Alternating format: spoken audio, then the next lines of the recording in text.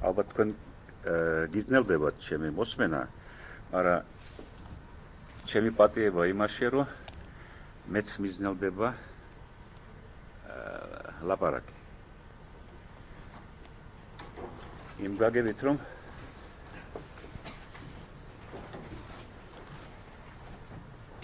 მე თვითონ მაინდა-მაინც არ მესმის რა და როგორ უნდა გავაკეთო და აქ იმდენი სირთულეა, რომ ამის ყველაფრის ცოცხლად შექმნა არის, შექმნა, ესე იგი რისკი არის იმისი, რომ არ გამომივა და რისკის გარდა ის ფაქტია, რომ მე მიჭირს ხმამაღლა აზროვნება.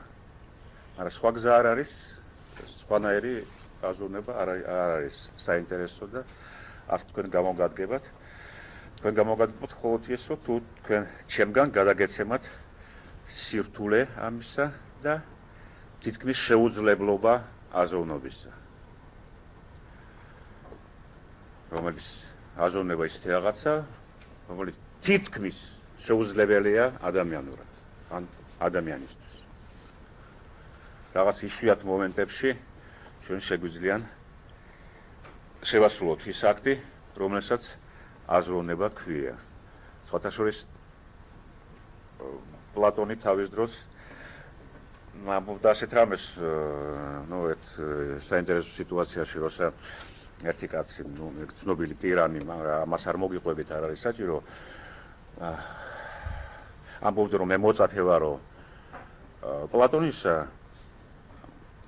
პლატონი წერდა თავის წერილში, რომ შეუძლებელია ჩემი მოწაფე იყოს ვინმეო, იმიტომ რომ ეს საერთოდ არაფერი დამიწერია, თუმცა დაუწერია რა თქმა უნდა, მაგრამ ის სხვანაირად გულისხმობდა ამას. არაფერი დამიწერია, ამიტომ არაფერი ციტატის მოყვანა არ შეიძლება ჩემ ნაწერებიდან, იმიტომ რომ წერაში საერთოდ არ არის აზრიო. აზრი თუ არის ნაპერწკალი აზრის, არის იმ შეიშვიათ შემთხვევაში, როცა ხმამაღლა ვლაპარაკობთ დიალოგში, ისე იგი ზეპირ აზროვნებაში. როცა წერთ, იქ არ არის არაფერი. ოდნავ ის ნაპერწკალია, როცა რაღაც ინტენსიურ კონცენტრაციაში ვარ და ის ნაპერწკალი ჩვენი მოგონილი არ არის, უბრალოდ ხდება ჩვენს შორის, როცა ერთმანეთს ველაპარაკებთ. წერის დროს კი შანსის არ არის იმისა, რომ ეს მოხდეს. მე ტყუილა კი არ ვახსენე, რა თქმა უნდა, პლატონი, იმიტომ რომ მე მაშინ გთხოვეთ, რომ თუ წაიკითხავთ რამე დიალოგს პლატონის და კარგი იქნებოდა. და საერთოდ იმაზე, რასაც ვამბობ ახლა, მე მინდა უფრო გავშიფრო ჩემი გაფრთხილება ამ სიძნილისა, ჩემისა და თქვენისა. მაგალითად ჩვენ დავამთავრეთ წინა საუბარი იმით, რომ მე პროტაგორას ნათქვამი მოვიყვანე ფილოსოფიური ფორმულა, წინადადება ფილოსოფიური, რომელიც ჩვენ გულისხმობთ შედეგია ფილოსოფიური აზროვნების. ნათქვამი ასეთია, რომ ადამიანია ზომა ყველაფრისა, იმისი, რაც არსებობს, იმდენად რამდენად არსებობს და იმისი, რაც არ არსებობს, იმდენად რომ არ არსებობს.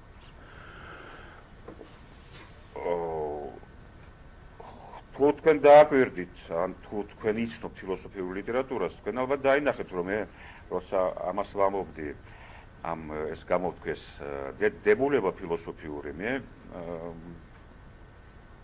მივდიოდი კონტექსტში ჩვეულებრივი სიცოცხლისეული განცდის, ან გამოცდილების გარჩევისა. და არ მიხმარია არავითარი აკადემიური ტერმინი. თქვათ ყოფიერება, ცნობიერება, იდეალიზმი, სუბიექტივიზმი, ანუ ობიექტივიზმი, მატერიალიზმი და ასე შემდეგ.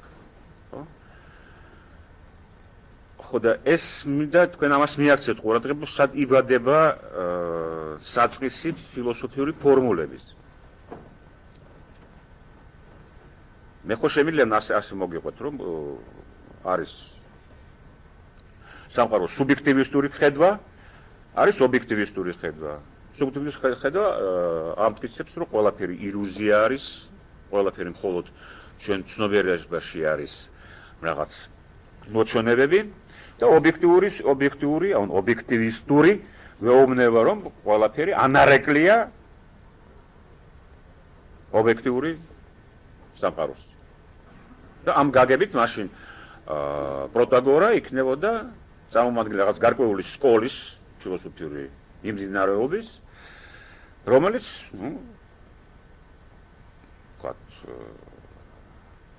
უნდა ავნუსხოთ როგორც სუბიექტივისტური. ეს არის მართლა ესეთი გადმოლაგება ფილოსოფიის არის მართლა უაზრო ტვინის წყლედა. გაუგებარი აბსოლუტურად. ეს თქვენ შეიძლება მხოლოდ დაემახსოვროთ ეს კლასიფიკაციები, რომ ვინ არის იდეალისტი, ვინ არის მატერიალისტი და ვინ რას ამბობდა საფაროს, ვინ ამტკიცებდა, რომ ცნობიერება ანარეკლია ობიექტიური მდგომარეობის და ვინ ამტკიცებდა, რომ გარდა მდგომარეობისა ცნობიერებაში არაფერი არ არსებობს მის გარეშე და ასე შემდეგ. ეს არის და შეადარებდით ამ გამოთქმებს ერთმანეთში და ეს იქნებოდა ვითომ აზროვნება ფილოსოფიური. ეს არის უაზრო სქოლასტიური მანქანა. სამწუხაროდ აკადემიური ტექსტები უმრავლესობაში ასეა დაწერილი. და ამიტომ თქვენთვის და ჩემთვის სიმართლე გითხრათ აბსოლუტურად გაუგებარი. ისე იგი ეს ტექსტები გაუგებარია და სხვანაირად გაუგებარია ის, რასაც მე ვამბობ, ან რასაც გვეუბნება ჩვენი გამოცდილება. მე ხო გითხარით მაშინ, რომ როცა მე მესმის სხვა ადამიანისა, მესმის იმიტომ, რომ განზომილებაში ვარ, საერთო ადამიანურ განზომილებაში, ან ზომითობაში, მასთან. აი როგორც მე მესმის კორუმპირებული ჩემი თანამემამულე ქართველისა, ან გლეხისა, რომელმაც მოირგო კოლმეურნეობა ინდივიდუალური გადარჩენის მიზნით, რომელსაც მე აბსოლუტურად ვიზიარებ და მესმის. რა თქმა უნდა, გასაგებია, რომ აქ ადამიანი გიგულისხმობ, რადგან მესმის, რომ სხვაც ადამიანია, მე ამით ჩემი შინაარსი, ჩემი გამოთქმისა, წინადადებისა, დებულებისა არის, რომ მე ვარ ადამიანი. და ეს მე არის რა? ზომა, ინისი, რა არსებობს და რა არ არსებობს. რას ვხედავ? ისე იგი აქ მტკიცება იმისი კი არ არის, რომ გარეშე სამყარო არ არსებობს, მხოლოდ ილუზიებია და ადამიანის ცნობიერების მდგომარეობები არის ზომა ყველაფრისა. ამას ჩანს, რომ თუ ასე ვთქვი და ამას დავადე, ამ შინაარეს დავადე პროტაგორას აქსიომა, ჩვენ გვესმის, რომ ეს არის მისი შინაარსი. და საკმაოდ კრიტიკული და ირონიული შინაარსია. ის ნიშნავს, რომ ჩვენ თუ გვინდა რომ ვიაზროვნოთ, ისე იგი დავინახოთ რეალობა, უნდა გავწყვიტოთ ეს რა? ადამიანური ზომითობა. ისე იგი რაღაც რო ვიაზროვნოთ რაღაც არაადამიანური ან თითქმის არაადამიანური აქტი უნდა შევასრულოთ. აი რას გულისხმობდა პროტაგორა? რატო ასე? იმიტომ რომ ზომა ყველაფრისა, რაც არსებობს, იმდენად რამდენად არ არსებობს, ან იმის რაც არსებობს, იმდენად რამდენად არ არსებობს, ზომა არის ადამიანი. სამწუხაროდ. ამიტომ ჩვენ ყოველთვის ვართ რაში? მოჩვენებებში. მაგალითად, თუ დავუწყე მე გლეხს ბრძოლა სამართლისთვის, რადგან რა თქმა უნდა ის უსამართლოდ იქცება, არღებს კანონს, თუ ირგებს კოლმეურნეობას. მე რას ვაკეთებ? მე მოჩვენებებში ვარ. მოჩვენება ეს არ არსებობს აქ კანონი, არ არსებობს აქ სახელმწიფო, არ არსებობს ინტერესი, სახელმწიფოური ინტერესი. ეს ყველაფერი გადახალთული ერთმანეთში მოჩვენებებია. მე რამე სიმართლეს შემიძლია დავადგინო, როცა მე მინდა სამართლიანი ანაზღაურებით მიიღოს მხოლოდ გლეხმა კოლმეურნეობაში თავისი შრომის შედეგი. არა, სისულელეა. ასევე სისულელე, მაგრამ მე ველოდო, რომ სწორედ და სამართლიანად განაწილდება საქონელი სახელმწიფო მაღაზიაში. და არ მოიპარავს მაღაზიის დირექტორი. და დავიწყებ ბრძოლას სამართლისთვის, იმით რომ ვამხელ ამ ქურთ დირექტორს. მოგესწრებთ აქ? ამ შემთხვევაში არც საქონელი არსებობს. ანის რასაც ქვია საქონელი არ უნდა ერქვა საქონელი, იმიტომ რომ ის ნივთი, რომელსაც ვაჭარი მალავს და არ ყიდის, არის საქონელი. თქვენ გესმით ახლა მე რას ვამბობ, რა გადაბურებულ საყვარელში ცხოვრობ, სწორედ იმიტომ რომ ზომა ყველაფრისა ადამიანი. შეიძლება ეს არის თავზე დაყენებული რეალობა. დეფინიციის მიხედვით ვაჭარი ის ადამიანი, რომელიც ყიდის საქონელს, რომ რაღაც თავის საკუთარი მოგება ნახოს ამაში, ხო? ვინ არის ის ადამიანი, რომელიც რაღაც მოგებას ნახულობს, იმით რომ არ ყიდის საქონელს და იმას მალავს და დახრის ქვეშ აქვს. და რა ქვია იმას, რაც დახრის ქვეშ არის? ის საქონელია თუ არ არის საქონელი? და რა არის საერთოდ ის? და ნახეთ მთელი დისკუსიები ეკონომიკაზე, რომელიც მიმდინარეობს ჩვენ გაზეთებში და ყველაფერი თითქოს ლოგიკურად არის დაწერილი. და ჩვენი ვნებებით ჩაყოლილია, ჩვენი ხედვებით ჩაყოლილია, მაგრამ ის ხედვები ადამიანური ზომითობისაა. და სინამდვილეში რომ დავფიქრეთ, აბსოლუტური ბოდვაა. ერთი მხარეს ბოდვაშია და მეორე მხარეს ბოდვაშია. ის ვინც ქურდობს ბოდავს, ის ვინც სამხელს ქურდებს ბოდავს და ასე შემდეგ. მე ახლა უბრუნდები იმას, რაც მიმიყვანა აქამდე. ახლა ხო გასაგებია ეს როცა ფილოსოფიურ ენაზე უკვე. ახლა ლაპარაკობდი ნახევრად ზნეობრივ ენაზე, ეკონომიკურ ენაზე და ახლა ფილოსოფიურ ენაზე იგივე ნათქვამი იქნება ასეთი, რომ ადამიანი ზომა ყველაფრისა, რაც არსებობს და ასე შემდეგ, ხო? ხო გასაგებია. ისე ეს არის ეს აქსიომა, ეს გამონათქვამი ფილოსოფიური არის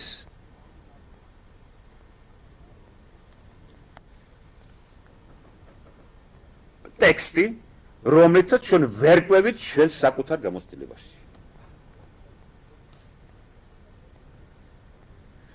და სიცოცხლე ამ ტექსტისა მოდის, რა თქმა უნდა, ასეთ გამოცდილებიდან. რომ ეს ტექსტი მერე შევა წიგნში, მე დაიწყებს ტრიგალს აკადემიაში, სკოლებში, ფილოსოფიურ სკოლებში, იწყებს თავის სიცოცხლეს, კიდე ავტონომიურ სიცოცხლეს, როგორც ცნება, მაგრამ ინარჩუნებს ყოველთვის კავშირს აი ამ სიცოცხლისეულ გამოცდილებასთან, რომლის გარკვეულობა შექმნა სწორედ ამ ტექსტმა. როცა თქვი, რომ ეს ადამიანის ზომითობა, ეს პროტოგორას ნათქვამი. მაგრამ აქ რა თქმა უნდა იბადება სხვისი სიძნელე, თვითონ ასეთი აქტის სიძნელე. იმიტომ რომ ერთია რაღაც გაიგო სიტყვები წიგნში და მეორეა გაერკვიო მოჩვენებებში, რომელიც შენ საკუთარ თავშია და ორგანიზმში, რომელიც შენ საკუთარ ვნებებშია და რომელიც სოციალურ ფანტომებშია ჩვენს გარშემო. ჩვენ რო ვიწყებთ იმაზე ლაპარაკს, რაც ყველას ეკუთვნის ჩვენს გარშემო, ისე იგი სოციალურ ნივთებზე, სოციალურ პრობლემებზე, იმიტომ რომ პრობლემა იმისი, რა იყიდება მაღაზიაში, ბჭობა ამაზე ეკუთვნის ყველას. როცა ვიწყებ ლაპარაკს იმაზე, რაც ეკუთვნის ყველას, ჩვენ ვარდებით აი მაგნიტურ ველში, სადაც უკვე ხაზები ამ მაგნიტური ველისა დაწყობილია გარკვეულად. გარკვეული მიმართულება აქვს და როგორც დავიკავებთ რამე მდგომარეობას ამ მაგნიტურ ველზე, გაგვაქანებს და გამოვდივართ, ვთქვათ, წარმომდგენია მომხმარებლების დემონსტრაცია, ლოზუნგით დამტკიცდეს საბჭოთა სწორი კანონი და გაუმარჯოს საბჭოთა კანონს. ან ვეტერანების დემონსტრაცია, ისაც ეკუთვნის, რა ეკუთვნის. აი მაგალითად თქვენ მიხართ მაღაზიაში გრძნობით და ცნებით, რომ თქვენ გეკუთვნის რაღაცა. მაგრამ იმაზე კი არ უნდა ჩვენ ვიფიქროთ, იმაზე კი არა, რომ ვიღაცა მოიპარა და რაღაცა ხდება არასწორი განაწილება, ან შეფერხება კომერციაში და ასე შემდეგ. იმიტომ ეს ფიქრი გულისხმობს ერთ რამეს, რომ არსებობს სადღაც იდეალურ სამყაროში ჩვენი ზომა, ან ჩვენი ხვედრი. საქონელი, რომელიც ჩვენ გვეკუთვნის. და არ ფიქრობთ იმაზე. საიდან? ვინ გაანაწილა ეს იდეალურად? მე რომ შეეშალოს კონკრეტულ განაწილებაში, ჯერ ხო იდეალურად უნდა იყოს განაწილება, იმიტომ რომ მაშინ შეცდომაზე ლაპარაკს კონკრეტულ განაწილებაში არ აქვს აზრი, თუ წანამძღვარი არ აქვს იმისი, რომ არსებობს იდეალური სამართლიანი განლაგება ყველაფრისა, ხო? და საიდან ეს წამამძღვარი? ვინ გვითხრა, რომ ჩვენ საერთოდ რამე გვეკუთვნის?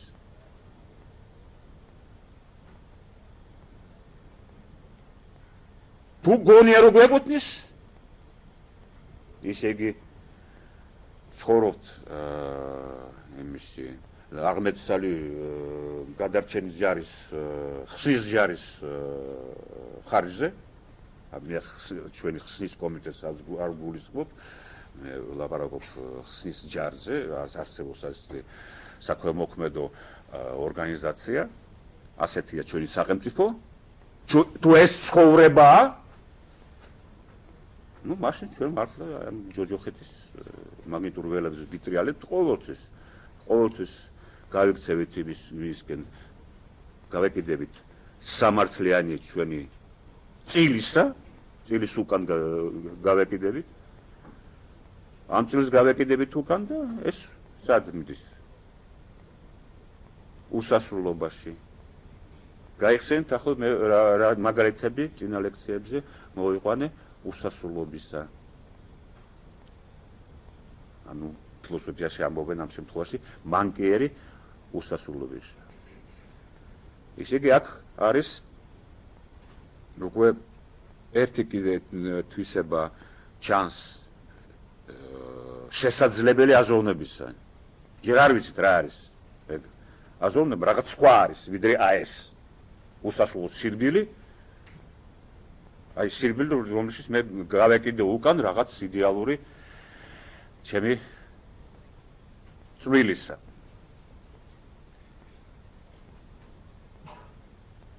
რა ჩანს, რა ნიშანი ჩანს? ну ის თუ სირბილია, ის რაღაც სხვა რაღაცა, რასაც ქვია აზროვნება, ალბათ რა არის? გაჩერება. უბრალოდ გაჩერება. ძალიან ძნელია სხვადასხვა შეჩერება. ბუდისტები ამბობდნენ, რომ ჩვენი ტვინი გავსო გაგიჟებულ მაიმუნებს, რომელიც ერთი ტოტიდან მეორე ტოტზე დახტიანო. აი ეს არის ჩვენი ნორმალური ფსიქიური მდგომარეობა აზროვნებისა. აზროვნება ამ დროს ფსიქიური ფუნქცია არის და ფსიქიკის კონტექსტი ხდება. ეს გაგიჟებული აი წამოდის სიჩქარე მაიმუნისა, რომელიც დახტის ტოტიდან ტოტზე. ეს არის ჩვენი ნორმალური მდგომარეობა.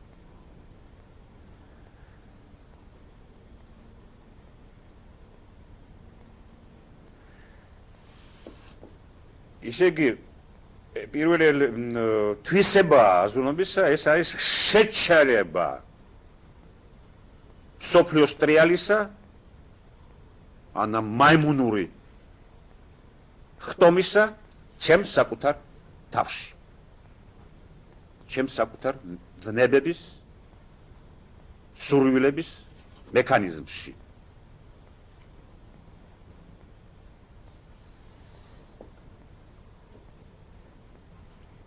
ისე იგი ეს აზროვნება, რომელიც ძილა არ ვიცით რა არის მეორე და სიტყვების და მსჯელობების ხმარება არ არის ერთი. იმიტომ რომ მე როცა ვამტკიცებ, რომ შენ ხარ უსინდისო ქურდი, იმიტომ რომ ეს დაწესებული ასე შენ მოიპარე და ასე შემდეგ, მე ხო ხმარობ რაღაც არგუმენტაციას. ვლაპარაკობ ლოგიკურად. ხმარობ ტერმინებს, რომელსაც განკვირული მნიშვნელობა აქვს. ამ მნიშვნელობებს მივყვები და რაღაც დასკვნას ვაკეთებ. მაგრამ ფილოსოფიური თვალსაზრისით, ამ შემთხვევაში მე მოვიდა მაგალითი ბუდისტური ფილოსოფიიდან, ეს უფრო აზროვნება კი არის მაიმუნების გაგიჟებული მაიმუნების ხტუნაობა ტოტიდან ტოტზე. თუ ერთი ტოტი ერთი ცნება, მეორე ტოტი მეორე ცნება, ან ერთი ტერმინი, ან ერთი მნიშვნელობა და აი ეს ტრიალი არის იმიტაცია, აბსოლუტური, სრულყოფილი იმიტაცია. არაფერი ხარბეზი მას არ გააჩნია როგორც ასეც. იმიტაცია აზროვნების.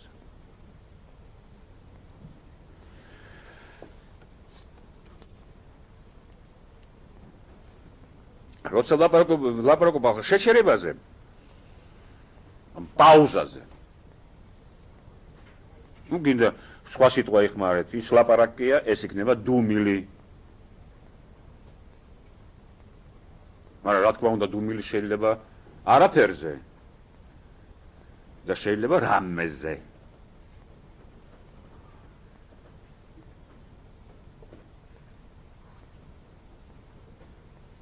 ხანდახან ადამიანის დუმს, იმიტომ რომ საერთოდ არაფერს არ ფიქრობს.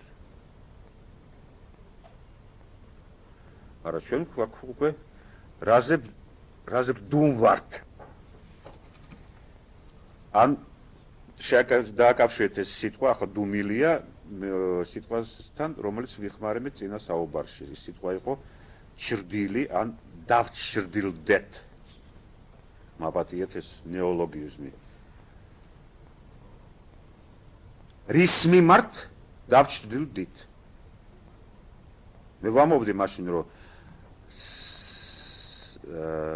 საგანი რომლისადმი არ მოხდა ჩვენში დაჩრდილება, ან ჩვენი დაჩრდილება მისადმი არ შეიძლება იყოს საგანი აზროვნების ან აზრითი გამოთქმებისა ან წინადადებებისა.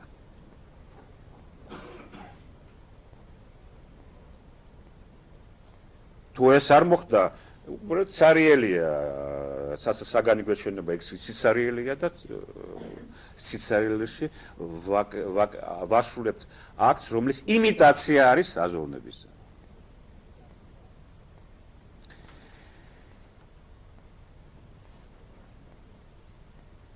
აქვე ვაკავშირებ აი ახალ სიტყვას გაჩერება, პაუზა. ну, თქვათ სიტყვებად შორის პაუზა. ну, პოეზიაში ხო იცით, გამოყენებულია ყოველთვის, სიტყვები მარტო სიტყვები კი არა, ის რაც სიტყვების შუა არის. იქ არაფერია თითქოს. პაუზა, მაგრამ ხანდახან ის პაუზა უფრო მნიშვნელოვანია, ვიდრე თვითონ სიტყვები, რის პაუზას ეს პაუზა ქმნის. კიდევ მაშინ ჩვენ გვესმის უკვე წავაბით კიდე ერთი ძაფი, რომელიც არის ის, რომელსაც დავამთავრეთ წინა საუბარი, ეს წამის ძაფი. თუ გახსოვთ, მე გეუბნეულით, რომ წამით არის შუქი მოცემული, ან წამიერია, წამისეულია, შუქი, სინათლე. სინათლე იმ ჩრდილისა, რომელზეც ვლაპარაკობდი. ჩრდილი, რომელიც მატარებელია სინათლისა. ბნელს, აბსოლუტურ ბნელს შუქი ვერ გააშუქებს. ეს სხვათა შორის ეს სულიერი ფილოსოფიის და მისტიური რელიგიების აქსიომა არის. რომ შუქს არ შეუძლია გააშუქოს ბნელი. ბნელი მგაგებით ისეთი ბნელი, რომელიც არ არის უკვე შუქის მატარებელი.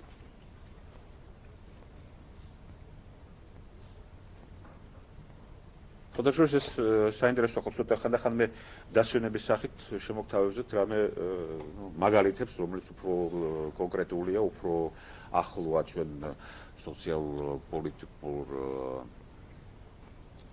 ხდომილებებთან და ასე შემდეგ. ცოტა პაუზად შევს გავაკეთოთ. ხო, პაუზა შევსებული სიტყვებით, მაგრამ სინამდვილეში აზრობრივი პაუზაა.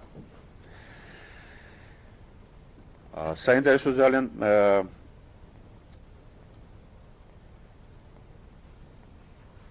ტექსტია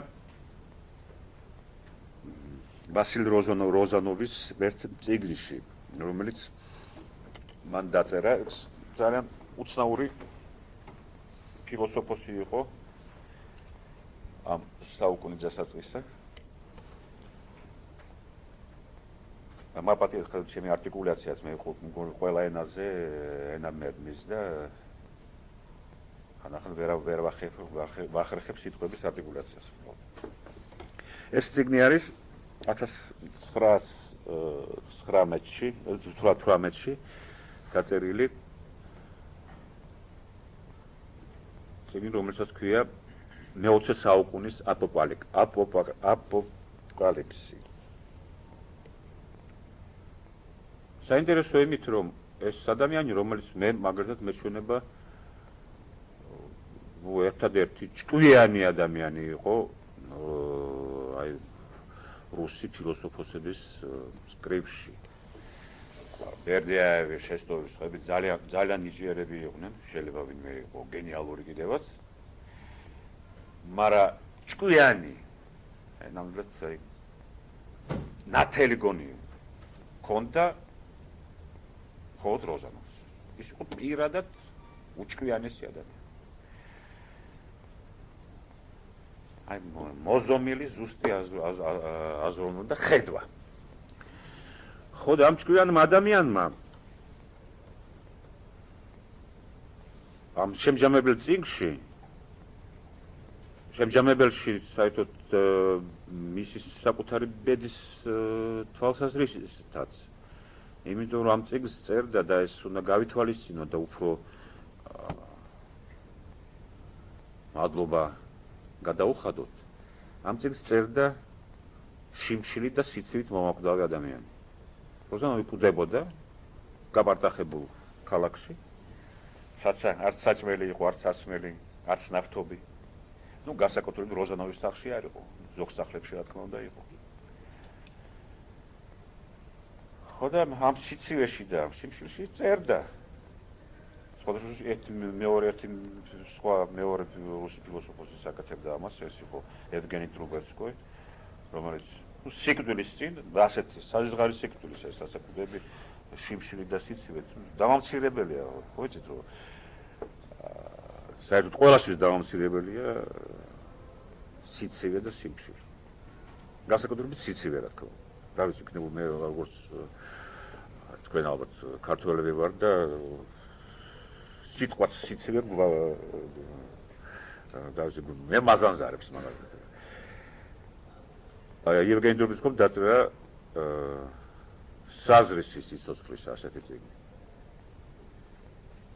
საინტერესო წიგნია ძალიან. და იმ ფაქტზე საინტერესო რა სიტუაციაში წერდა ამ წიგნს. ხო, კარგი, მე ახლა მარტო უსასრულო ლაპარაკი იქნება აქ ასეთ საინტერესო ეპიზოდებზე.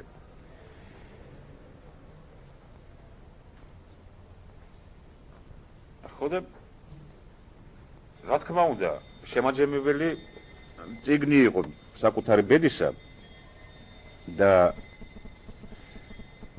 იმისი რა ბრძალები მოფიქრობდა იმაზე, დაფიქრდა სული შოჯა რაღაც შეჯამება გაეკეთებინა, რა ძალები მოქმედებდნენ რუსულ ისტორიაში და რატომ მოხდა ეს აპოკალიფსი რუსეთში.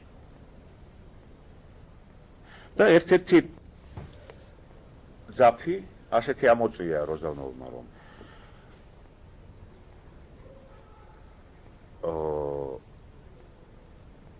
რუს კულტურაში და რუსულ მენტალიტეტში და რუს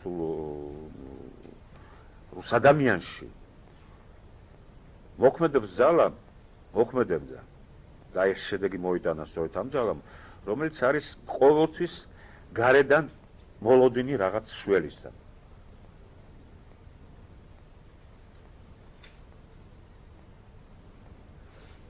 ისე იგი რაღაც კოსმიური ან მეტაფიზიკური ის საქართველოში არ არის მოხერხებული სიტყვა, რუსულში უფრო მოხერხებული, იმიტომ რომ ეს ფენომენი უფრო რუსულია სხვათა შორის, ამიტომაც ისჯივენჩიство.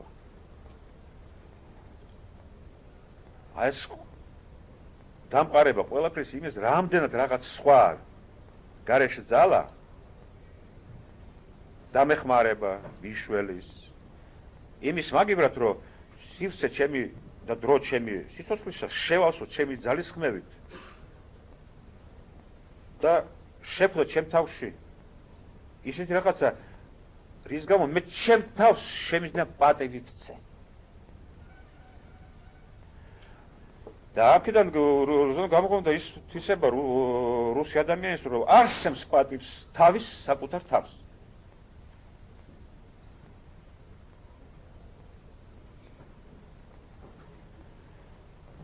რა თქმა უნდა ეს კრხელობაა, იმიტომ რომ თუ ნამდვილი ქრისტიანი ხარ, შენი თავი შენ არ გეკუთვნის და შენ თავს, რადგან შექმნილი ხარ ღმერთის ხატით, პატივი უნდა სცე ამ ხატს შენ თავში.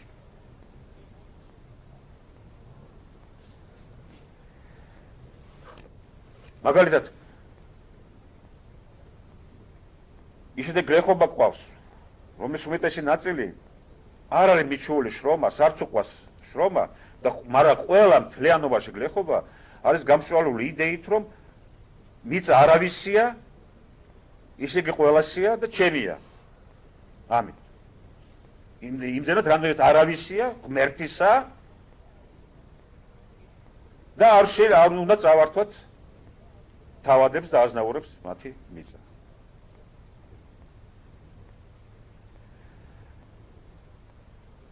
იმის მაგივრად, რომ ჩვენი საკუთარი მიწა დავამუშავოთ. ხო და როზანოვი ამბობს, კი თქვენ ამბობთ, რომ მიწა ღმერთისაა. კი ბატონო. მაგრამ ეს გულისხმობს იმას, რომ ამ მიწაზე ადამიანი უნდა იყოს ღმერთისა.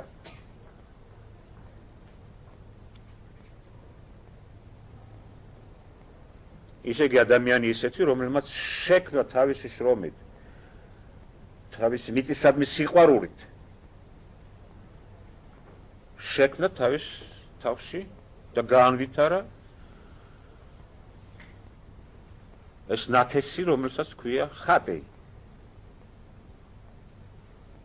და შეუძლია თავის თავს, საკუთარ თავს სცეს პატივი და ამით სხვებსაც ეცემა პატივი. იმიტომ რომ სხვას არ ასცემს პატივს ის ადამიანი, რომელიც თავის საკუთარ თავს არ ასცემს პატივს. თქვენ იცით რამდენად გავრცელებული იყო ეს უპატივისცემლობა აი ამ საუკუნის 20-იან და 10-იან წლებში და მერე რა თქმა უნდა დამტკეცდა და როგორც უმთავრესი თვისება საბჭოთა მენტალიტეტის და საბჭოთა წყობის და ამდენად ჩვენშიც ქართველებშიც მოიგიდა ფეხი. ხო და მე რატო გამახსენდა ეს ეპიზოდი, მაგრამ ეს მნიშვნელოვანია. მე მინდა ყოველთვის ვაჩვენო, რომ ყველაფრის უკან თუ რამე ხდება საერთოდ ჩვენ საზოგადოებაში, ჩვენში, კულტურაში, ზნეობაში, ამის უკან ყოველთვის რთული სულიერი შრომა არის და ამ რთული სულიერი შრომის ელემენტია ფილოსოფია. ხოდა თუ ადამიანს აგზელებს როზანოვი ადამიანი რომელსაც არ უყვარს მიწა ისე გზის მიწაზე რომელიც ღმერთისაა, მაგრამ ეს გულისხმობს რომ ადამიანი უნდა იყოს ღმერთისა, მაგრამ არ არის ღმერთისა, იმიტომ ეს მიწა არ უყვარს, არ შრომობს. თავის თავს არსებობს ვატებს. ისე იგი რა არის? ბნელია. და დასვნა მისი. მაშინ ხო ღმერთი შეიძლება დაიღალოს აბსოლუტური ბნელი ადამიანის გაშუქებით. და მაშინ ისე იგი უკაცრავად მაპატიეთის გამოთქვა ყოფა გეტირება ხო. და მართლაც მოხდა ასე. მართლაც მოხდა. თითქოს დაიღალა ღმერთი რით? ბნელის გაშუქებით. მე ხო გეუბნეოდით რომ არ შუქდება ის, რაშიც არ მოხდა აი ეს დაჩრდილვა. შენი საკუთარი. შენ უნდა დაჩრდილდე რაღაცის მიმართ. და მაშინ ის შეიძლება გახდეს რა? შესაძლებელი აზრის საგანი. ამ აზრისეული შეკითხვის საგანი. სხვა შეკითხვები შეიძლება იყოს მხოლოდ იმიტაცია შეკითხვების, ტვინის ჭყლეტა, ისე იგი ასეთი აი ეს რაც არის კრიტერიუმი გააზრებული შეკითხვებისა. ხო იცით რომ მეცნიერებაშიც ცნობილია, მათემატიკაში და ფიზიკაში, რომ სწორი შეკითხვის დაყენება არის უკვე ნახევარი საქმე, თუ მთლიანად არა. საერთოდ საზრისეული შეკითხვების პრობლემა არის უმთავრესი ძირითადი პრობლემა მეცნიერებაში, ფიზიკაში და მათემატიკაში.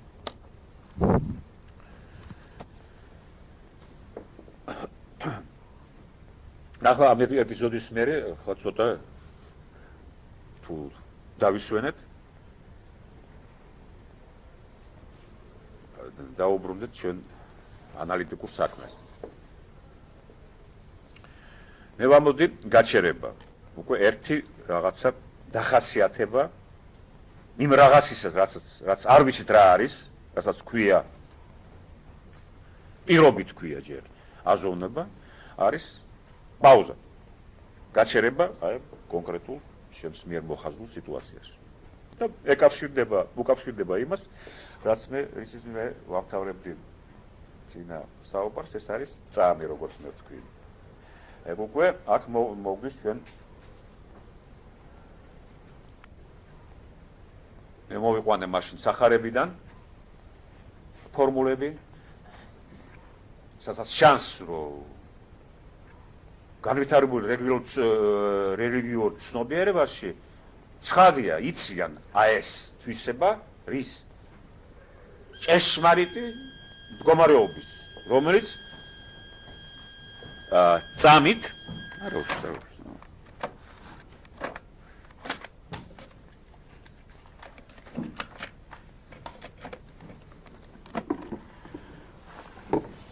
რომელიც წამით გვეცემა.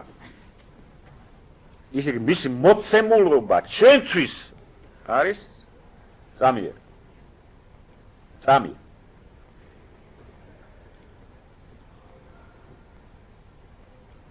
როგორც რუსთაველი ამბობდა სხვათაშორის ერთი თვალის დაფანფალება.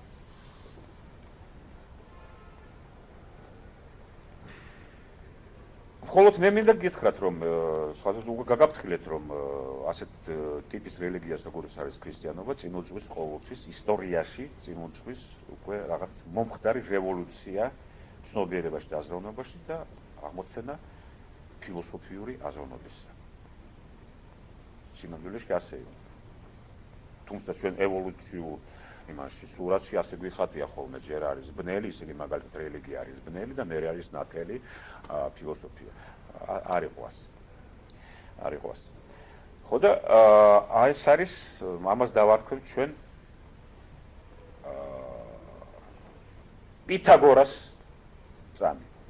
ეს იყო სხვათა შორის პითაგორას აზროვნების თეორია, ან პითაგორული აქსიომა აი წამის. წამი რა იგულისხმებოდა? იგულისხმებოდა გარკვეული თვისება რეალობისა, ან ჭეშმარიტებისა, ან კოსმოსისა, რომელიც არის რომ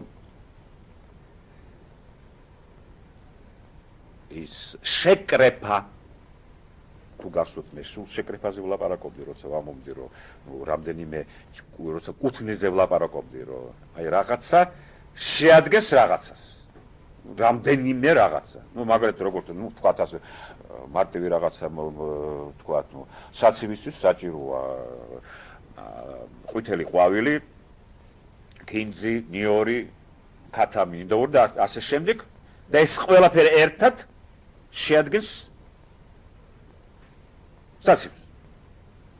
ამ შემთხვევაში კომპოზიცია საცივის ჩვენზეა დამოკიდებული და ჩვენ თუ შეგვიძლია წარმოვიდგინოთ რომ სხვათა შორის იყოს ნიორი და გვაკლდეს კინძი, ან იყოს ქათამი და გვაკლდეს ნიგოზი, ეს ჩვენთვის მექანიკურია. ეს ნაკლი შესავსებია. შესაძლოა შეიძლება. ნიგოზი თუ მაკლია, ვიშოვი ნიგოზს და მიუმატებ. მაგრამ თქვენ წარმოიდგინეთ ასეთი რამე, რომ შეიძლება რაღაც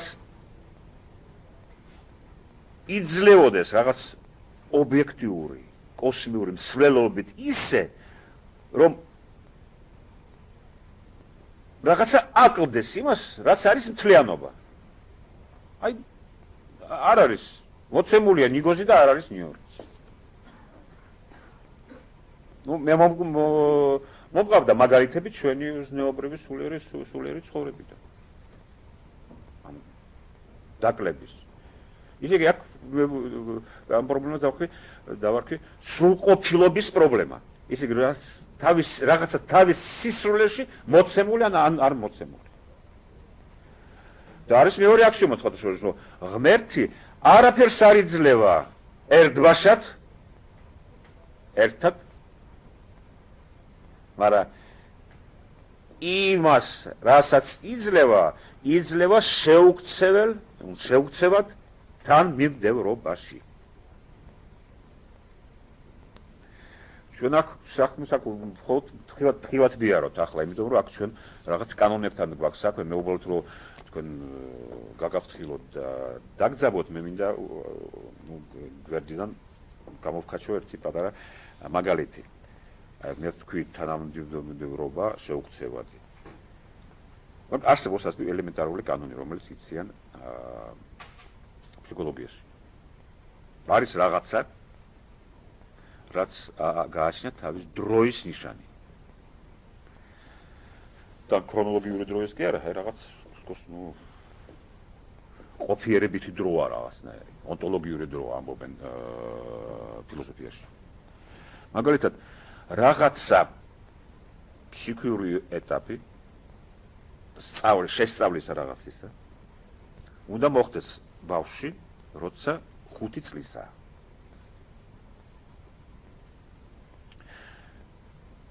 დამტკიცებულია ექსპერიმენტებით, დაკვირვებით ევოლუციის, ფსიქიური და ფსიქოლოგიური ევოლუციის ადამიანის, რომ თუ არ მოხდა ეს აი ამ დროს 5 წლის დროს არის ბავშვი. რაღაცა მე ახლა არ მინდა კონკრეტულად მოვიყვანო რა არის.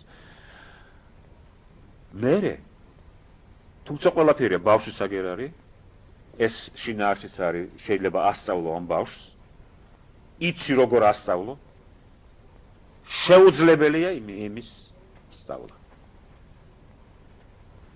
დაკარგულია რა? მომენტი. თუ გამოუშვა იმ დროს არის სწავლა, მერე არ არის შანსი რომ ისწავლოს. ეს უცნაური რაღაცა. მაგრამ მე უბრუნდები ახლა იმას, რაც მე თქვი, რომ ყველაფერს არ იძლევა ღმერთი ერთად და მაგრამ თუ იძლევა რამეს შეუქცევად თანმიმდევრობაში. ამის უკან რაღაც დროის კანონია.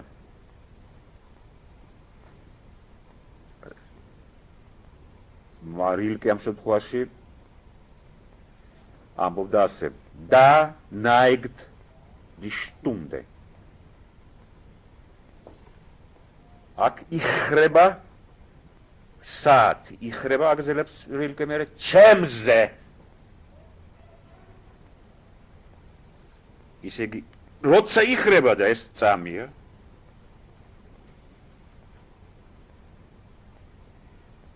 რამდენად დიდი არ უნდა იყოს შეიძლება 100 წელიწადი იყოს წამი იმ გაგებით არის რომ ამ 100 წლის შიგნ დაყოფა შეუძლებელია არ მიმდინარეობს არავითარი პროცესი არ არსებობს თანმიმდევრობა ამიტომ წამია ხო გასაგებია ხო ახლა უნდა გააკეთო და მთელი თავის სიმძინეთ ამბობს rilke მაწვება საათი დრო Stunde შეიძლება არა უფრო საათი ჯობია აქ უფრო საათი გარკვეული დროა ეგ წამია სწორედ ის წამი რომელზეც ჩვენ ვლაპარაკობთ ისე იგი აქ თვისება იმისი რომ რაღაც თლიანობა რაღაცისა ან შეკრება წამშია მოცემული ეს არის პითაგორას წამი პითაგორას ელემენტი იმიტომ რომ ფილოსოფიაში პირველმა ევროპულ ფილოსოფიაში რა თქმა უნდა გაზი პირველმა გაიაზრა ეგ პითაგორამ მერე რა თქმა უნდა ეს გამოცდილება შევიდა სახარების გამოცდილებაში ახლა გეუბნები მიუბრუნდეთ ამ წამს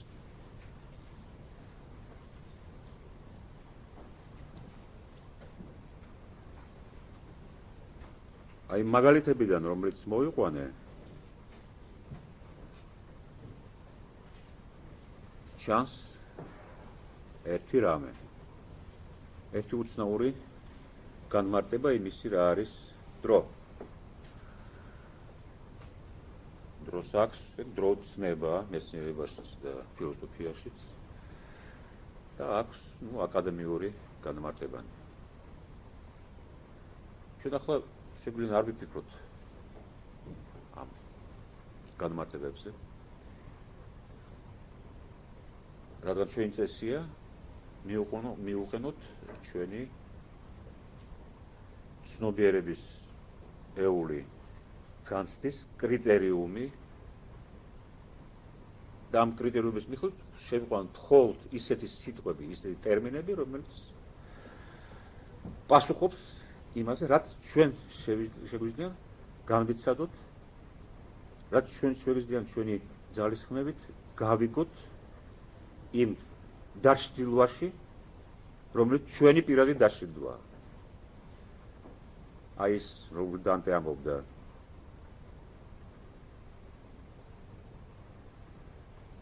დიდი წრე ჩრდილით მოხაზული.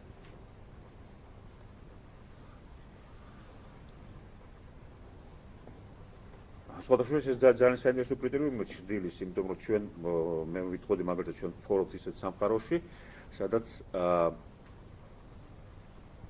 უამრავი არსები ბრჭყალებში არის შევსებული ჩვენი ეს სამყარო და ეს არსებები არ იძლევიან ჩრდილს.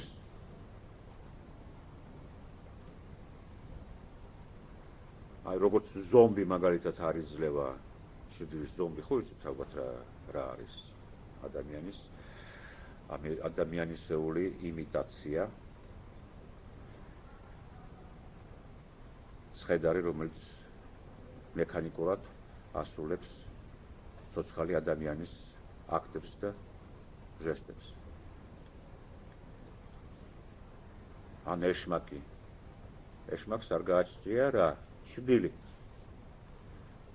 ხო ეს საინტერესო სიმბოლოა ძალიან ეს ნიშნავს იმას რომ იმის მიმართ ჩვენ სიღრმეში არავითარი ჩრდილი არ არის და შეუძლებელი ასეთი ჭრილი.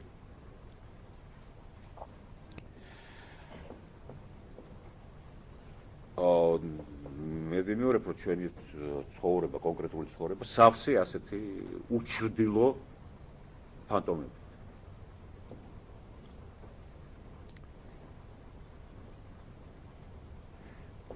ჩვენ ავიღდა სიტუაცია, რომ ისეთი თვისება აქვს სამყაროს რეალობას,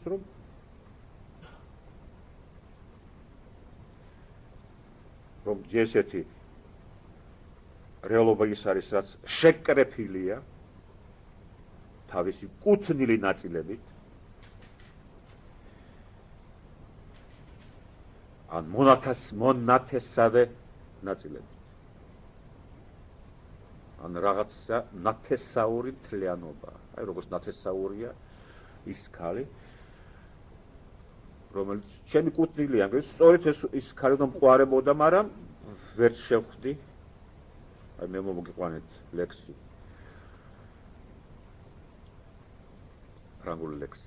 თაცა გამოთქმულია ეს ნამდვილი წუხილი ადამიანისა.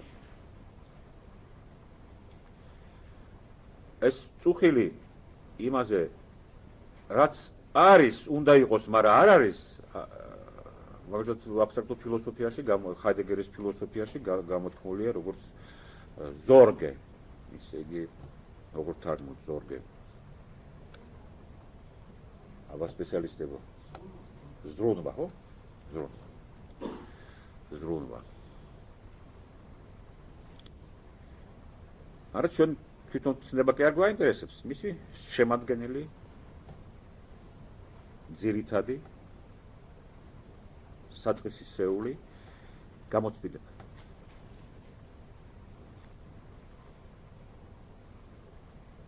ეგ შეინიშნება იმაშიც, მაგალითად პრუსტს მოაქვს ასეთი მაგალითი, თვითონ განიცადა ეს ყველაფერი. გარდა იმისა, სახარების თეზისა, მას მოყავს ასეთი მაგალითი, თქვენ იცით მშვენივრად, რომ როგორი ცვალებადია და მერყევი პერსპექტივა მთებში. ოდნავ შეიცვალა თქვენი წერტილი, სადაც უყურებთ და შეიძლება მთა, რომელსაც იცნობთ, ვერ იცნობთ, იმიტომ რომ ისეთ წილშია, რომ სულ სხვანაირად გამოიყურება. ისე იგი მისი ცნობა ან არ ცნობა დამოკიდებულია იმაზე, რა წერტილში ხარ. წარმოიდგინეთ, რომ ეს ის წერტილი, რომელშიც ეს მთა და წერტილი, სადაც თქვენ უყურებთ, ეს მოძრავია. და ხანდახან მოძრაობს ის, რომ მთელი პერსპექტივები მოცემულია და შენ ხედავ. მაგრამ თუ გავუში მომენტი, ისე იგი ხედავ, ეს მომენტია, ვეღარ ახედავ. და პრუსტი ამბობდა, სწორედ აი კომბინაცია ყველაფრის მოცემულია, გაშუქება, მთის განლაგება, ჩემი პერსპექტივა მისადმი და ვხედავ რაც მეუბნება რაღაცა, ისე იგი ამ შემთხვევაში აი ჩვენ ბნელში რომელზეც მე ვლაპარაკობდი, რაღაცა ჩვენთვის მეტყველია. გვეუბნება რაღაცას, მაგრამ ჯერ არ გიგებთ, არ გვესმის. მაგრამ მაინც დაჯადოებული ვართ. აი დაჯადოება, ან სხვა ტერმინია, დაჭრილვისთვის.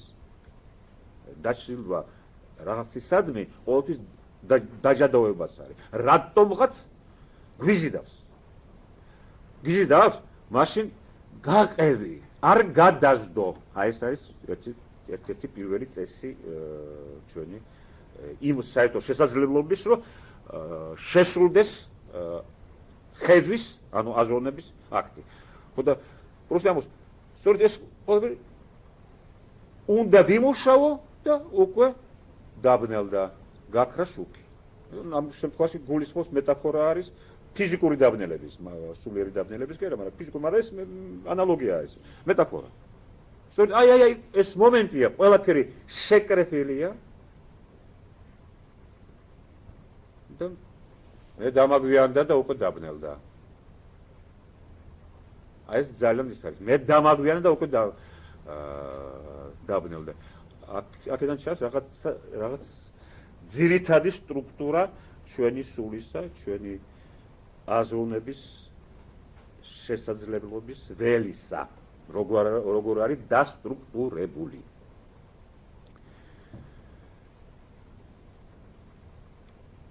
და აქ მე ამით დავიწყე, რომ უკვე ერთი განმარტება მივიღეთ დროის. რა არის დრო?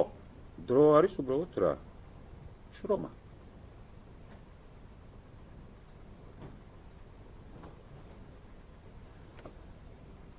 ან დროის ეკვივალენტი ჩვენში არის ჩვენი დაძაბვა, ან ჩვენი ძალის ხმევა. და საერთოდ სიცოცხლე არის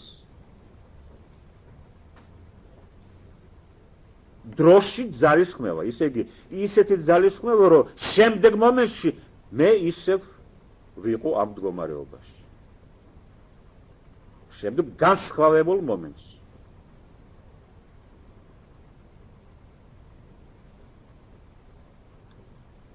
და დრო არის ისე იგი, აი ეს შრომა, რომელშიც მე ჩემს საკუთარ თავიდან განსხვავებული ვარ, მაგრამ მე ვარ.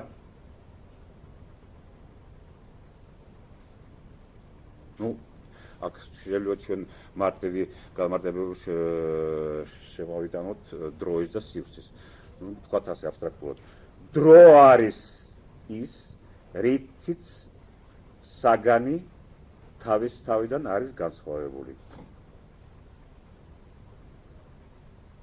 სივრცე არის ის, რითაც ერთი საგანი მეორე საგანიდან არის განსხვავებული.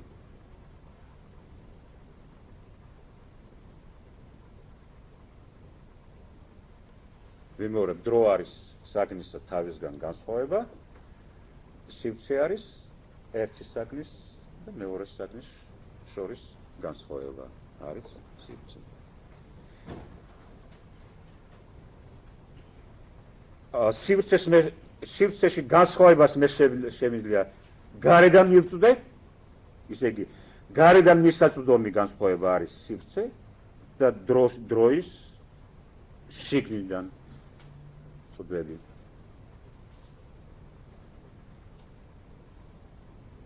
ეს გასაგებია, ხო? ახლა მივუბრუნდით ისე წამს.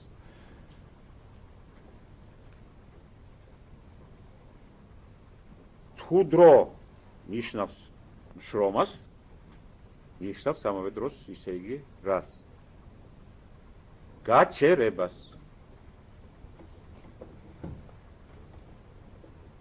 გაჩერებას წერტილში, რომელშიც განსხვავება წერტილების არ არის, ისე იგი გარეშე განსხვავება საგნების არ არსებობს. ეს იგივე წერტილია. მაგრამ წერტილი, რომელსაც შენი შრომით აჩერებ და ამით თითქოს აფართოებ. წამია ის. მაგრამ გაფართოებული წამი.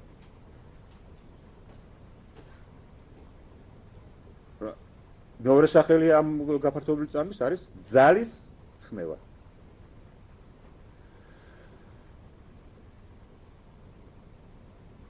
ამ იყო ცოცხალი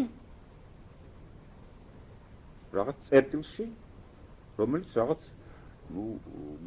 გაგიჟებულ ბრუდეზეა. იმიტომ რომ გარშემორტყმულია რითი ეს წერტილი? გაფანტვით. მე ერთი ტერმინი ვიხმარე. შეკრება, საწინააღმდეგო ტერმინის შეკრების არის გაფანტვა. აი მაგალითად, ფიზიკური მეტაფორაა გაფანტვის. მე მინდა დავაფიქსირო ფერწერაში აი ეს შეკრების მომენტი, მაგრამ დაბნელდა, მე დავაგვიანე. ისე იგი წამით მოცემული, წამიერად მოცემული შეკრება გაიფანტა. გაიფანტა. მაშინ რას ნიშნავს ეგ? ეს ნიშნავს იმას, რომ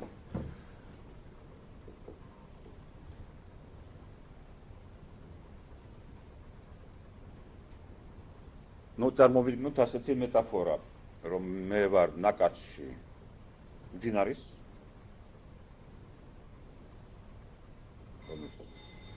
ну თავისა თანმიმდევრობა მომენტების დროის არის ამის ამ თანმიმდევრობის მომენტების თანმიმდევრობის ფიზიკური მეტაფორა არის ხდება ნაკადი ну წყლის ნაკადი მდინარის ნაკადი ხო და წარმოგიდგენთ რომ მოვეკიდეთ ტოტს ну აქ შემოდის შვეულას მეტაფორა ხო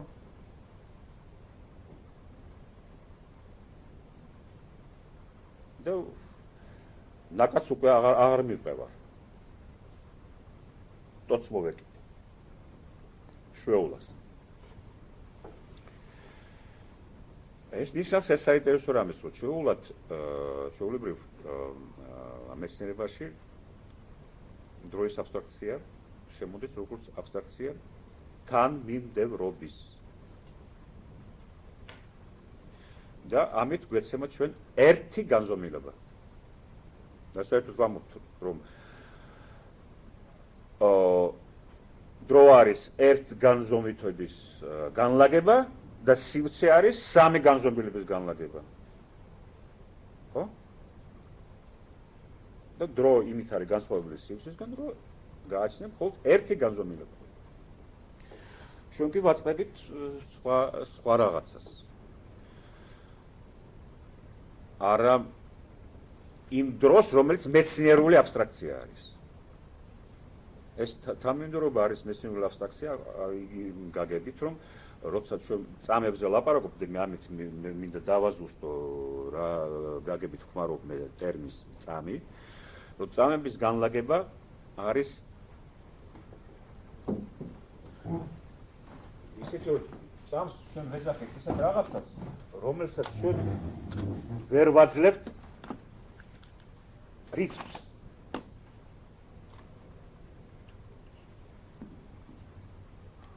პრაქტიკულად იდეალური მომენტებია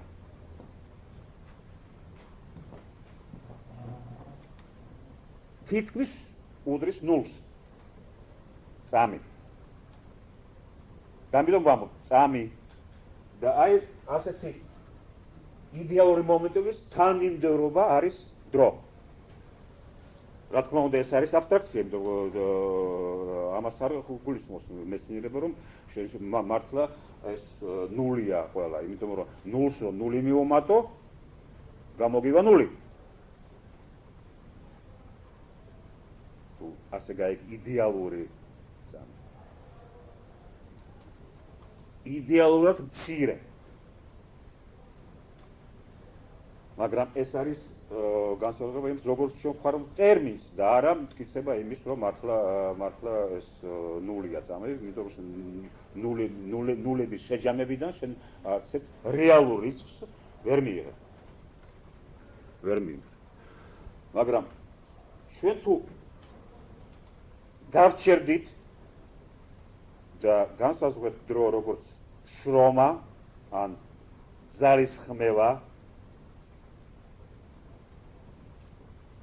ის რაც ხდება ამ დროში არ არის შემდგომი მომენტი თანმიმდევრობაში. მიმეორებ, ის რაც ხდება ეს წამი განსხვავებულია. არ არის 0 წამი, ან 0 წამი. განსხვავებულია შემდგომი წამიდან. შემდგომ წამს დავარქვათ ემპირიული, ანუ ნაკადის წამი. ესე იგი, ჩვენ ისეთ დროზე ვლაპარაკობთ, ის დრო რომელშიც მოცემულია შეკრება კუთვნილისა.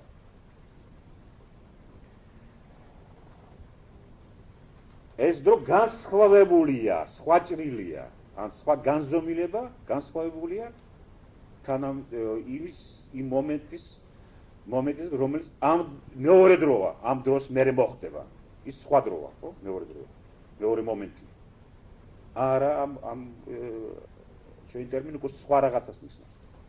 არ არის მეორე თანმიმდევრობა, ის რაც ხდება ჩვენ უკვე ვთქვათ ასე თუ ამ დროში ვართ, აი რომელზეც დავარქვით ძალისხმევას, ჩვენ ამოღებული ვართ ამოცლილი ემპირიულ ნაკადიდან. ის თითქოს ხდება პარალელურად. მაგალითად, თუ ხდება ახლა რაღაცა კონცენტრაცია და თანმიმდევრობა, რომელიც ეკუთვნის უკვე სულიერ ცხოვრებას ან აზროვნებას, ამ სივრცეში, სივრცეში აზროვნებისა არ შედის ის, რაც ხდება შემდგომ მომენტში. მაგალითად, ახლა ქუჩაში რაღაც ხმაურია. მე შეიძლება იმაში გადავერ. თუ არ გადავერთ იმაში, მე ვარ აზრში და შემდგომი მომენტი ემპირიულ ნაკადში, აი ეს რაც ხდება გვერდით, ან შემდეგ ამას უკვე მნიშვნელობა არ აქვს.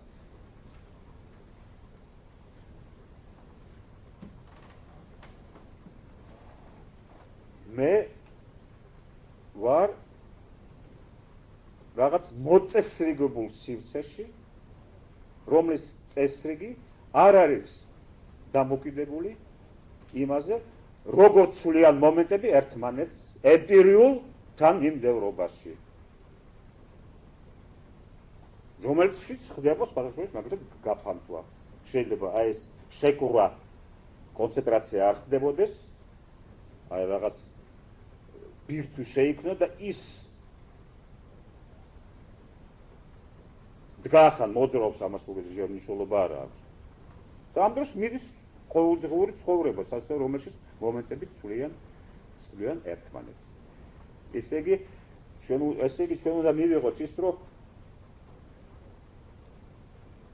დრო არ არის ჩვენთვის, არ არის ერთი განზომილების განლაგება.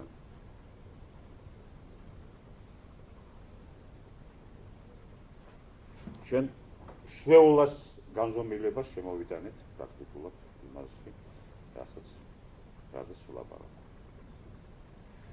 ჯობია მაშინ წამოვიდგენოთ ფიზიკურადაც ეს შვეულა, რომელმაც ჩვენ ამოგვიღო ნაკადიდან, აი როგორც ჩვენ მოვეკიდეთ ტოტს, ერთი ფიზიკური ანალოგია, ახლა მეორე ფიზიკური ანალოგია ვიხმაროთ. ელვა. აი როცა ეკითხავთ ფრაზას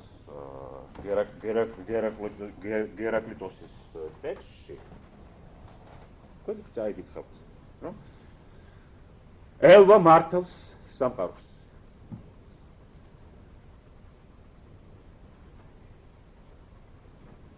ესე იგი, რაც ხდება რეალურად ან კანონიერად, ხდება ელვისებურად, აი ამ გაგებით, აი ყოველთვის ვერტიკალურია.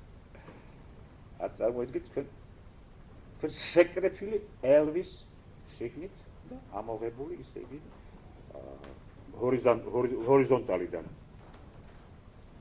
ჩვენ უკვე მინიმუმ ორი განზომილება გვაქვს, ჰორიზონტალი და ვერტიკალი. ახლა რა მნიშვნელობა აქვს ამას ყველაფერს ჩვენთვის, აი როგორ მივდივართ. ოდნავ დავაკონკრეტოთ ის რაც თქვი და ამავე დროს წინ წავიწიოთ.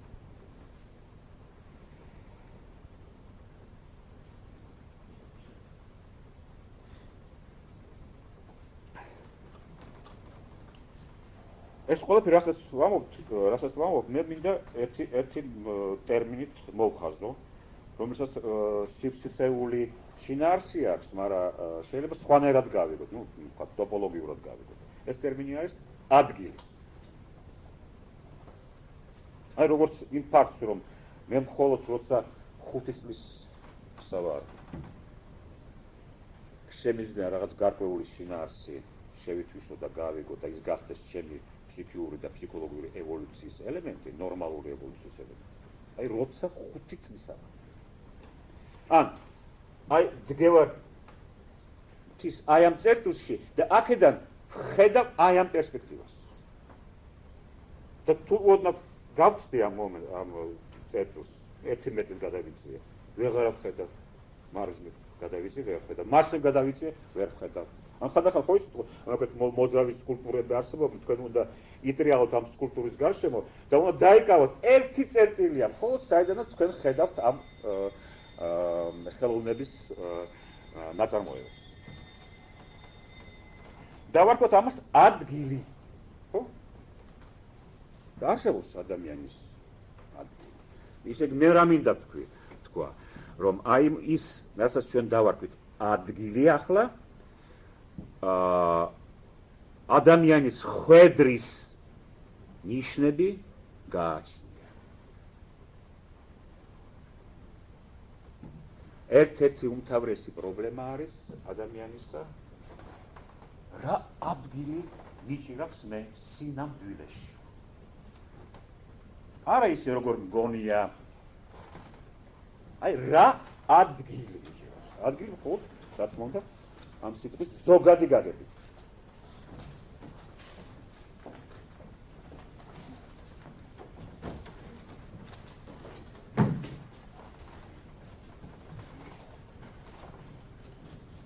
აი რა ადგილი უჭირავს ედიპოსს, როცა წევს ლოგინში თავის ცოლთან.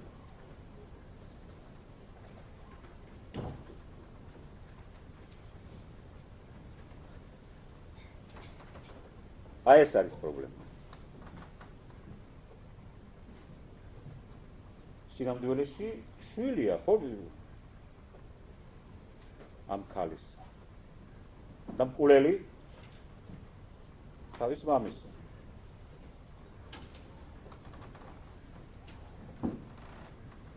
და ტრაგედია ან დრამა ადამიანის მდგომარეობაში იმაში, რომ არ იცის რა ადგილი უკავია.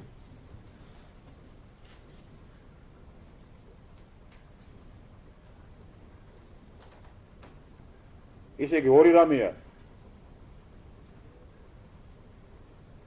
რომ ველი შესაძლებელი გაგების ან არ გაგების, ან ხედვის, ან არ ხედვის კანონზომიერად არის დასტრუქტურირებული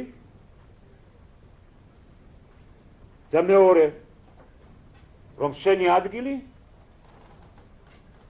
ბუნებრივად შეიძლება არ იცი და მისაგნებია და შეგვიძლია მიაგნო იმით, რომ გაყვე იმას, როგორ არის დასტრუქტურირებული ეს შესაძლებელი ხედვის ან არ ხედვის ველი. ამ შრომას, ამ დროს ქვია გზა.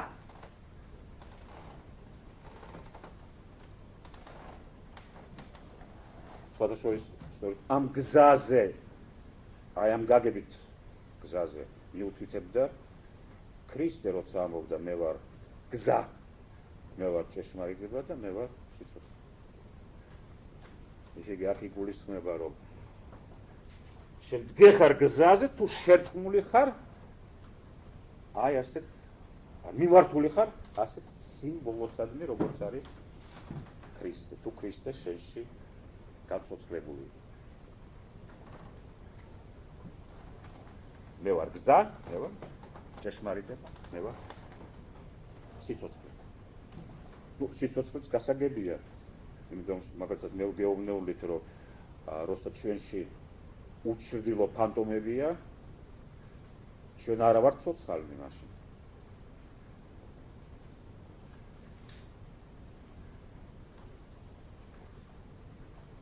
ცოცხალნი ვართ მაშინ, როცა ჩვენში ნათელია. და მაშინ ნათელი შეიძლება განათლდეს. და ღმერთი არ დაიღლება ბნელი ადამიანის განათლება. ხანდახან ამბობენ, რომ შეუძლებელია აბსოლუტურად ბნელი ადამიანი,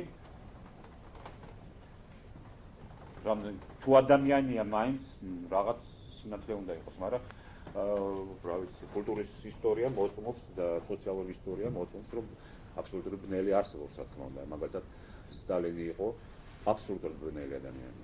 აი ამ გაგებით, რომელიც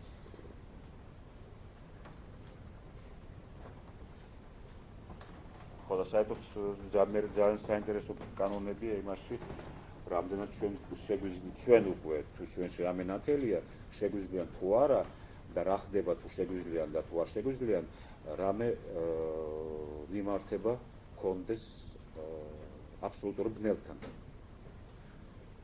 სხვათაშორის ეს ამის სიმბოლოც არსებობს, ეს არის გორგონა, მედუზა ბერძნულ მითოში. ძალიან საინტერესო სიმბოლო. ეს არის უნდა გაგაფრთხილოთ, რომ როგორც ფილოსოფიაში, ბერძნულ ფილოსოფიაში, ისე ბერძნულ მითოში, თითქმის ყველა ნებისმიერი ფიგურა ან განლაგება, რომელიც შეუძლია ჩვენ აზრს მიიღოს, ასე განლაგდეს თქვა, ეს ფიგურა არის. ყველა დასიმბოლიზებულია და სახელად მინიჭებული. აი მაგალითად ამ სიტუაციას, რომელიც მე ახლა შემოვიყვანე, როგორც ჩვენი შესაძლებელი განცდის მასალა, ამას უკვე აქვს სიმბოლო გათამაშებული მითოში, რომელიც გაგებულა ასაჭირო, რა თქმა უნდა. აი ეს თუ გახსოვთ, ფარზე გადატანა გორგონა მედუზის მზერისა და ასე შემდეგ, ხო? ძალიან საინტერესო რაღაცებია. რა ხდება? ან და მაგალითად ჩვენ რეალურ ცხოვრებაში მაგალითად ფაქტია, რომ ერთ-ერთი ღერძი მთელი სულიერი და ზნეობრივი ცხოვრებისა საბჭოთა ადამიანებისა 20-იან და 30-იან წლებში იყო მოძებნა იმისი, რის წინაშე ჩვენ შეგვიძლია გავიმართოთ თავი. და დაუმტკიცოთ, რომ ჩვენ არ ჩაგვიდენია დანაშაული. რომელსაც ვიყურებს, მაგრამ ვერ ხედავს ჩვენში აი ამ რაღაც სიტუაციას, რომელიც ვერ ხედავს ჩვენში ამ სიკეთეს და სიწმინდეს და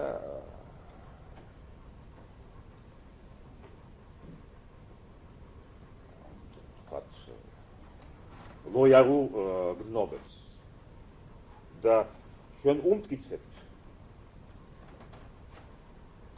როგორც ამბობენ ერთ ძველ ბიძურ რუსულ სიმღერაში, რომ скажи спасибо, что живой, მაგრამ ვის უთხრა მადლობა.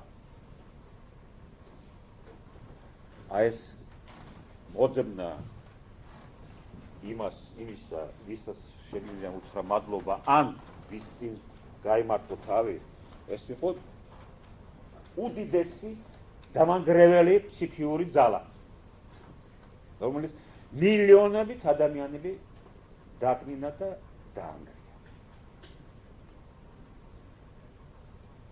აი სად გავდივართ უბრალოდ თითქოს უბრალოდ რაღაცეები. ისე გმეორებ, რომ ადამიანური პრობლემა არის რა სადაც გევარ სინამდვილეში. აი ამ ტრიალში, რის ტრიალში, სამყაროს ტრიალში და ჩემი წარმოდგენების ტრიალში.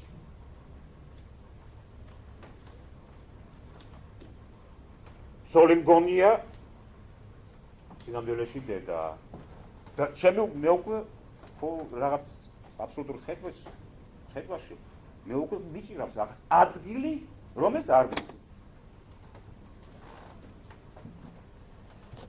როგორ გავიგო? შრომით, რა თქმა უნდა. ჯერ ვისაც ვიგებთ ამ ადგილს, არის ძალისხმევა, არის შრომა და ჯერ ერთი ელემენტი ვიცით ამის გაჩერება. სხვათაშორის, თქვენ შეგიძლიათ რომანები აიღოთ ფოლკნერის რომანები, რომელიც აი ერთი სიუჟეტი ამ ყოველ რომანს. მართლაც რო ვთქვა.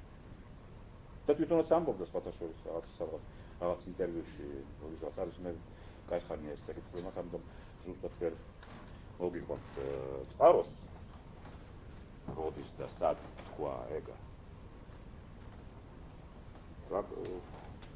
ასე თქვა, რომ უდიდესი ტრაგედია ადამიანის არის, როცა არ იცის თავისი საკუთარი ნამდვილი ადგილი. რა ადგილი უკავია. რა თქმა უნდა, ადგილი იმ გაგებით აი როგორც ჩვენ აქამდე განსაზღვრეთ ეს. ხო და ვიმეორებ რომ ის რომანები ერთი თემა, ერთი სიუჟეტი აი ეს არის. აი ეს ურთულესი ანალიზი შრეებისაც ბავშვობა, რა მოხდა ბავშვობამ, ამის გახსენებისა და ასე შემდეგ. ეს ყველაფერი აი ამის უკან არის, ამის ირგვლივ არის ორგანიზებული. აი არ ვიცი და ეს არის ტრაგედია და უნდა გავიგო, უნდა შევაბ განვლო რაღაც გზები, რომ შევაბა ეს რაც სხვადასხვა შრეებში, სხვადასხვა უჯრედებში არის განლაგებული და მთელი პრობლემა არის ფილოსოფიური ამავე დროს პრობლემა. რამდენად შესაძლებელია არა უსასრულო დროში და არა უსასრულო სივრცეში მოიარო და შეეხო ყველა უჯრედებს, სადაც განლაგებული რა? შენი ნამდვილი ადგილის დამსხვრეული, სარკისეული ნაწილები. აი სადღაც იქ შენზე სიმართლეა. რა შანსია? რა ალბათობაა იმისი, რომ შენ შეუერთდები იმ ადგილს, სადაც შეგიძლია მიიღო შენ საკუთარზე თავზე რაღაც ცნობა, რაღაც სიმართლე. გზაზე მაგალითად ედიპოსმა, როცა შეხვდა მამის, იქ ვერ მიიღო ცნობა იმაზე, რომ ეს მამაა.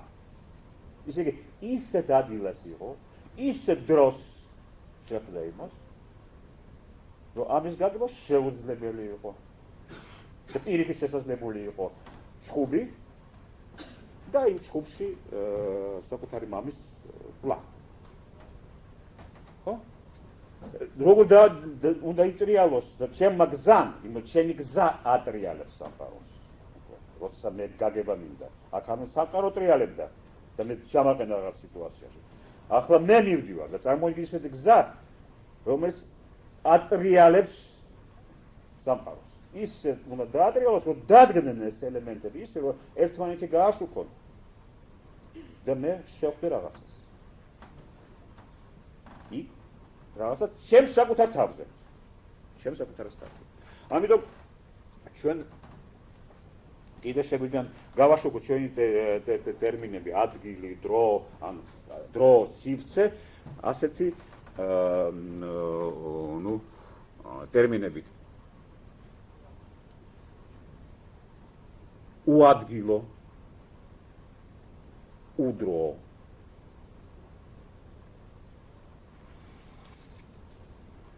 უადგილო, უდრო.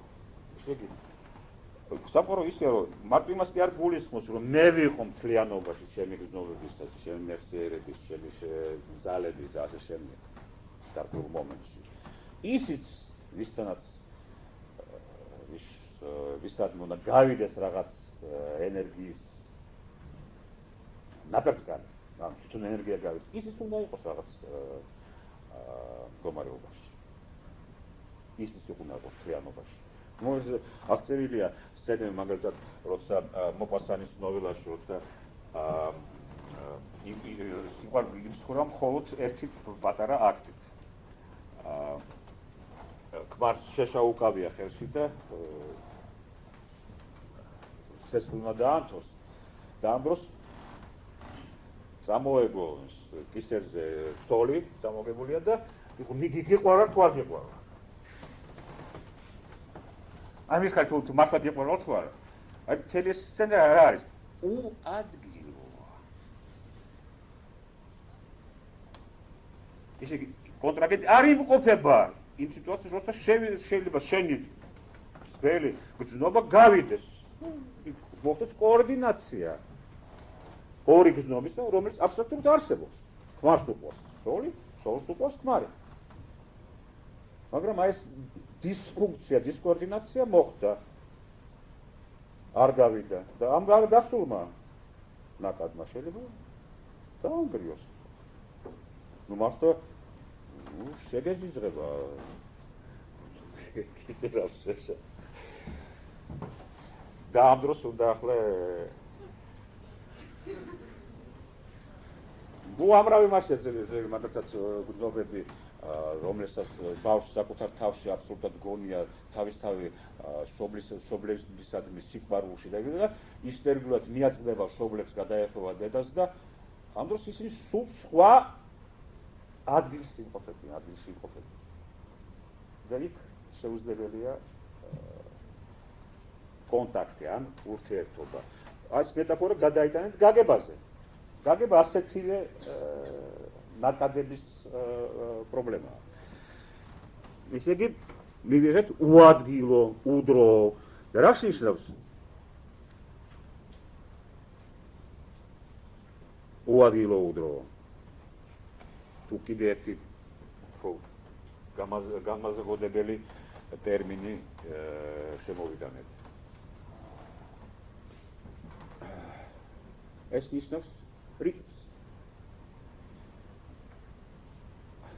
ესე იგი ჩვენი ცნობიერების სტრუქტურები, ანუ კოსმიური სტრუქტურები ჩვენი ცნობიერებისა რიტმიული სტრუქტურებია. ამიტომ შეიძლება აზროვნებაზე ვილაპარაკოთ, ასე აზროვნება როგორც რიტმში ჩავარდნა არის, ან ამოვარდნა რიტმიდან ამერი. საერთოდ თქვენ ძალიან კარგად იცით, რომ ისტორიულად მათემატიკა და პირველი მათემატიკურად ან რიცხობრივ ფორმულირებული კანონები, ფიზიკური კანონები დაიბადა მუსიკიდან. ესე იგი, რიტმიულ მოვლენიდან.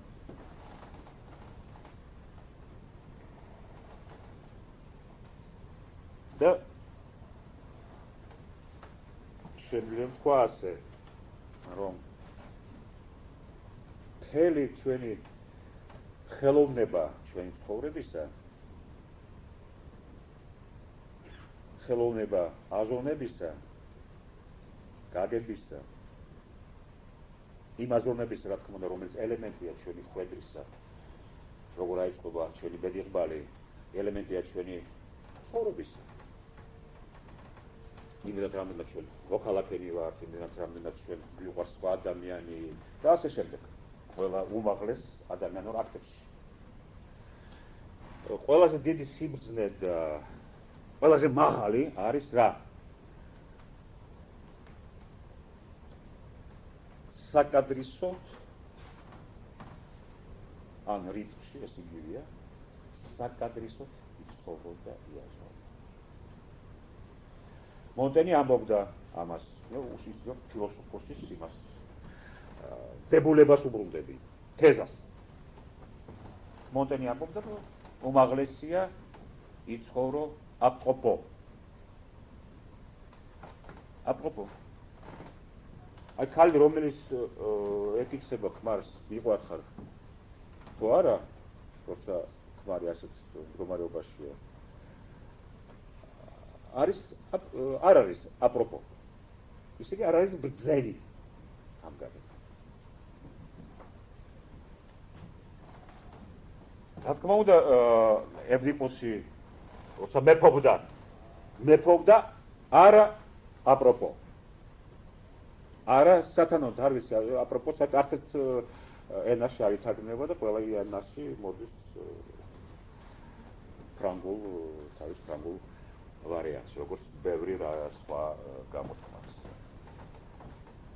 ალბათ ფრანგებმა მოიგონეს ეს ფიქრის ობიექტი და ამიტომაც სიტყვა ფრანგულ. სხვა ენაში ეს ობიექტი არ არსებობს და თუ არსებობს გადმოტანილი ფრანგულიდან. აპროპო.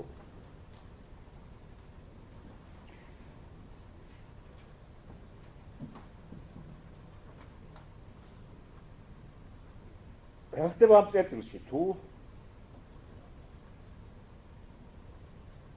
სათანადოდ საკადრისოდ, არ ვიცი რა ტერმინები ვიხმარო, რომ გავშიფრო ეს სიტყვა რა კვადრის რომელიც ემთხვევა იმ ფრაზას კანტისა, რომელიც მე დასაწყისში მოვიყვანა, როცა კანტის ლექსებზე ვლაპარაკობდი და ვამბობდი, რომ რა არის მოცემულო დინდით არის მოფენილი, ბნელით არის მოფენილი ყველაფერი, რაც მოხდება და მოყვება ცხოვრებაში ჩემ მოძრაობაში ჩემ აქტებს, ერთი არის მხოლოდ ნათელი და ცნობიერებაში მოცემული, ის რაც კადრის. გერმანულად was uns gebührt. ამის თარგმანს ძნელია, მაგრამ ასე ძნელი არ არის, როგორც აპროპოს თარგმანი. კიდევ გვაქვს გონი დრო ცოტა, ხო? თუ როგორ ასაკო? არ მესმის. ამოიგდა, ხო? ვამთავრებ. აბა, ჩემ ბრალი მე დავაბიან ეს ნე.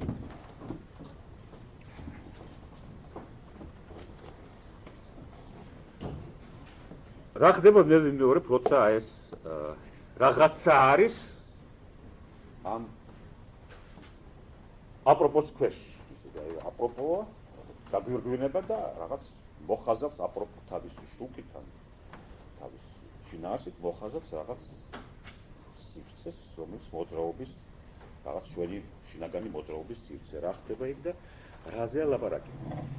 ლაპარაკი უმთავრესად და მე ამით დავამთავრებ და მინდა მიგიწოდო პლატონის ტექსტზე.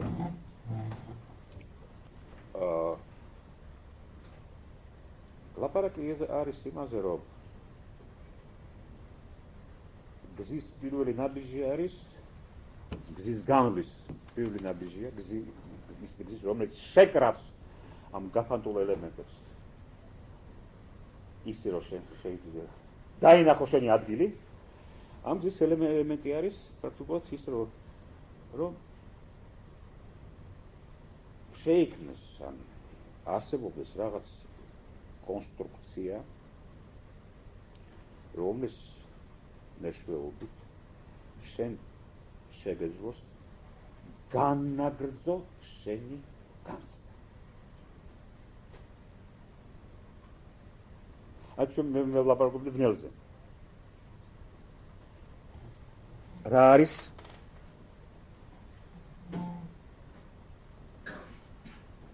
ბნელი სხვანაირად რომ გამოვთქვა.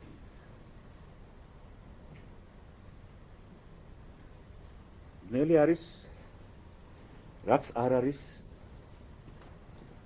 გარკვეული ასეთ გაგებით, მაგალითად ჩვენ ქრონიკულად სხვადასხვა ვართ სიტუაციაში, სადაც ისკენ რომ არა გვაქვს ცნება იმისი რა არის კეთილი და რა არის ბოროტი. ჩვენ ვართ სიტუაციაში, როცა ვერ ვარჩევთ ბოროტს და კეთილს. ვერ ვარჩევთ იმ გაგებით, რომ ერთი მხრივ უეჭველად ეს რაც ბოროტია გვეჩვენება კეთილად და კეთილი გვეჩვენება ბოროტად. აი ეს იგივე ავიღოთ, აი ეს მე რაც ადამიანურ გაგებაზე ვლაპარაკობდი. ადამიანური გაგების, აი ურთიერთ გაგების ერთი თვისება არის, რომ იქ აბსოლუტურად შეუძლებელია განასხვავო კეთილი და ბოროტი. ან ჭეშმარიტი და ყალბი. ისე იგი ეს არის რაღაც მერყევი სიტუაცია